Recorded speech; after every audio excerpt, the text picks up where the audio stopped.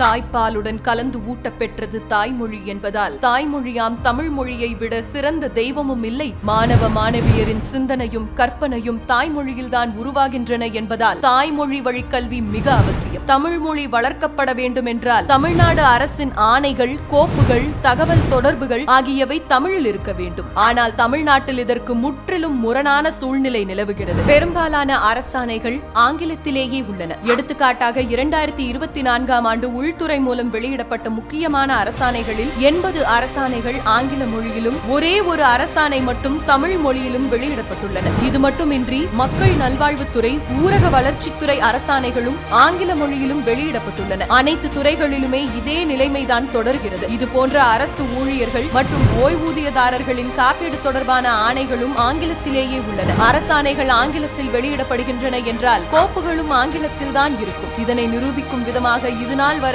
தமிழில் வழங்கப்பட்டிருந்த பேருந்து குறிப்பேடு தற்போது ஆங்கிலத்தில் வழங்கப்பட்டிருக்கிறது. இதுதான் தமிழ் மொழியை வளர்க்கிற திமுக அரசின் லட்சணம். தமிழ் மொழியை காக்க வேண்டிய இடத்தில் இருக்கும் முதலமைச்சரோ தமிழ் மொழி காக்கும் முழக்கத்தை முன்னிறுத்துவோம் என்று கூறுவது திமுக அரசின் நிர்வாக திறமையின்மைக்கு ஓர் எடுத்துக்காட்டு. நம் மொழியை வளர்க்க அரசு அலுவலகங்களில், பொதுத்துறை நிறுவனங்களில் முழுவதுமாக தமிழ் மொழியை பயன்படுத்த வேண்டும். பிற மாநிலங்களில் தமிழ் மொழியை வளர்க்க வேண்டும். இதுதான் தாய்மொழிக்கு செய்கின்ற சிறந்த தொண்டாகும்.